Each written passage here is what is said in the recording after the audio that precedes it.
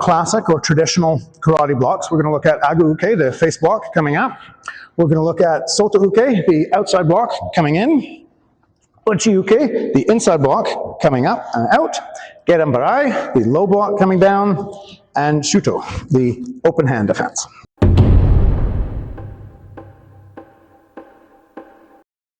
If we start with the face block, the important things are the diagonal position of the arm, the palm facing away, and the structure of the frame between relative to your chest to your opponent.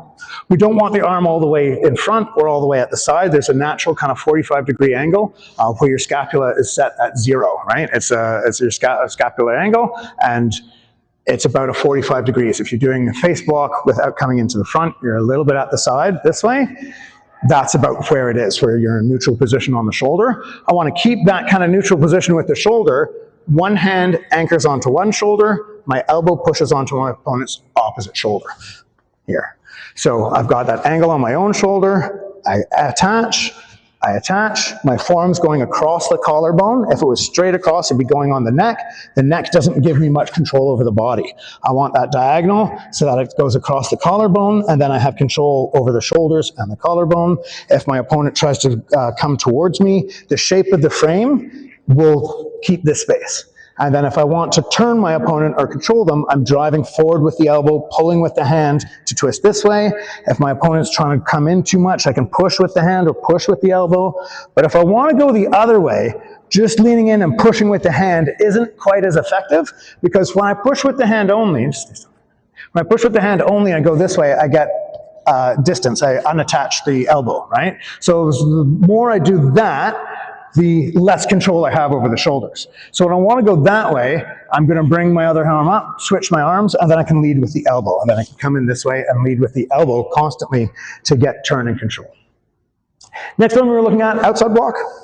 This is the classic head hold. I'm going to get my elbow onto the shoulder, the side of my arm onto the side of my opponent's neck, and my hand onto the back of the head.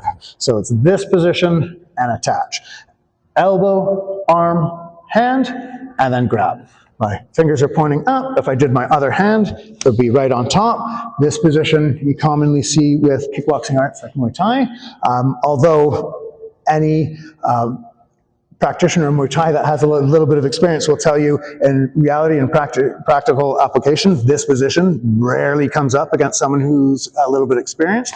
And you have more positions where you're in here controlling an arm and the head at the same time, which is what we're kind of mimicking a little bit more when we're looking at these one arm attachments. I want to be able to attach with one arm in one spot and have my other arm free to do the other actions. So I have a head hold.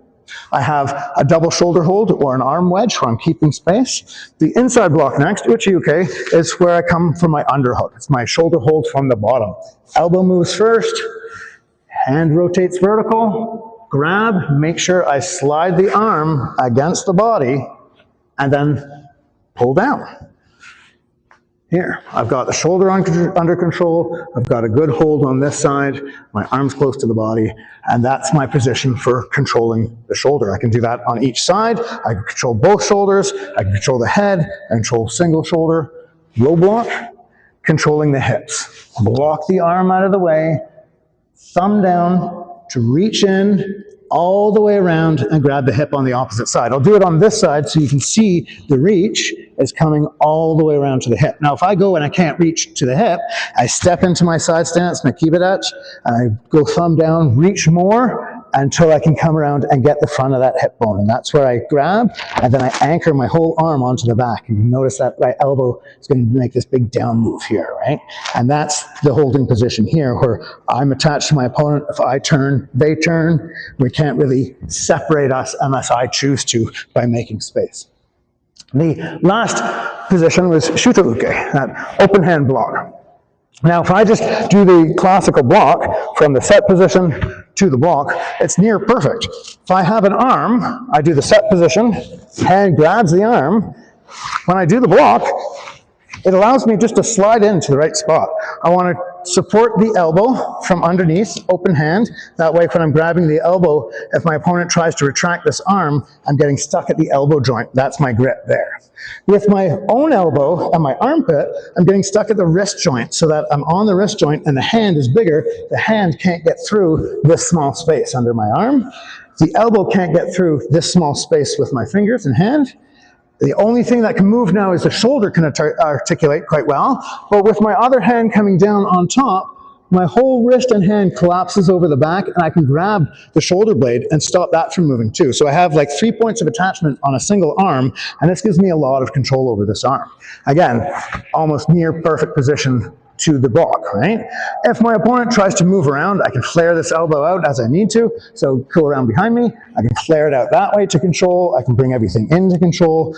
Once you start playing around with these, you'll see a whole bunch of different movements where you can counterattack. I mean, if you've been playing around with this, once you have one arm, you can kind of see all the space on this side, all the angles to over here on this angle of the body where we could strike and start attacking. We can get underneath, we can do step through throws, and you just keep experimenting and playing. I know a lot of you have been doing a lot of different kinds of training and combining different things. So hopefully these 5 different moves based on our traditional 5 blocks gets you some holding and some clinch game started. Happy training.